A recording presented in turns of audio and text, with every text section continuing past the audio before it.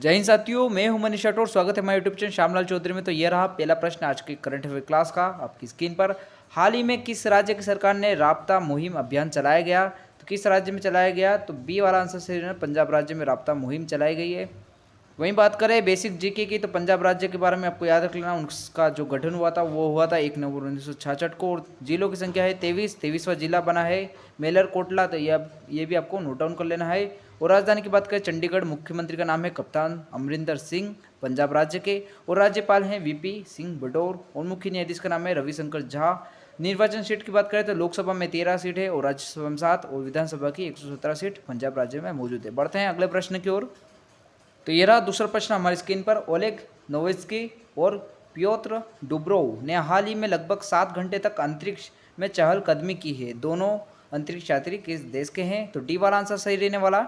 ये दोनों अंतरिक्ष यात्री रूस देश के थे, जिन्होंने हाल ही में यहाँ पर 7 घंटे तक अंतरिक्ष में चहलकदमी की है और एक रिकॉर्ड बनाया है नया। वहीं बात करें कुछ इंपॉर्टेंट फैक्ट की, तो आपको याद रख लेना, एलेक्सी लेओनोव 1965 में स्पेस वॉक करने वाले प्रथम व्यक्ति बने थे। यह भी आपको नोट डाउन जरूर कर लेना है। 2019 में अमेरिका अंतरिक्ष यात्री क्रिस्टीना कोच और जेसिका मीर स्पेस वॉक करने वाली पहली महिला जोड़ी बनी थी। ये भी आपको नोट डाउन जरूर कर लेना है, काफ़ी इंपॉर्टेंट फैक्ट है।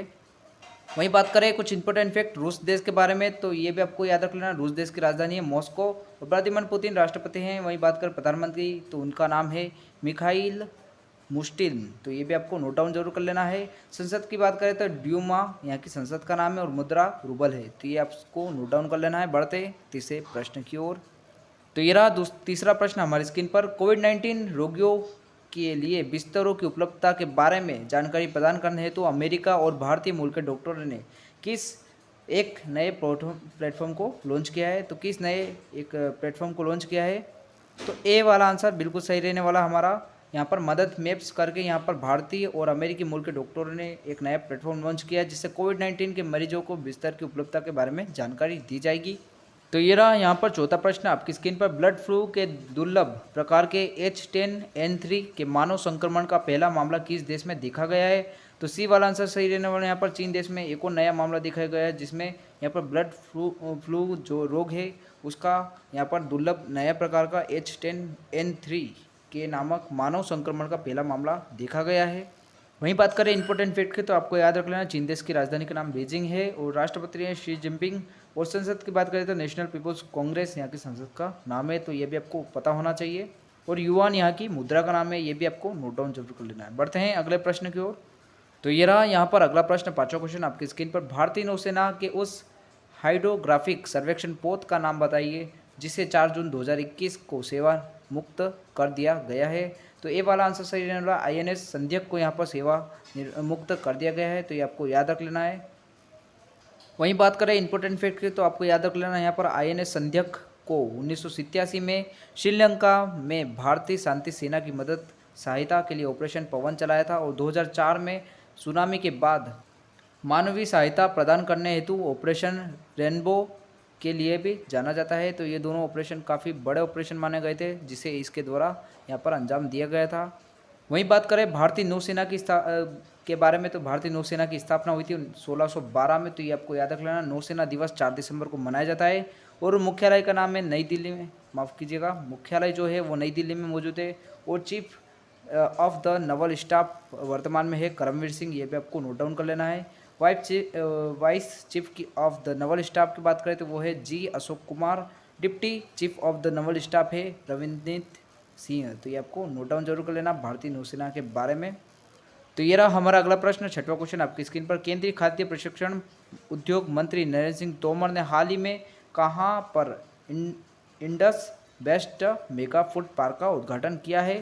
तो बी वाला आंसर सही रहने वाला। ओरठी छत्तीसगढ़ में यहाँ पर इन्होंने Indus best mega food park का उद्घाटन किया है। किसके द्वारा? यहाँ पर केंद्रीय खाद्य प्रशिक्षण मंत्री नरेंद्र सिंह तोमर द्वारा।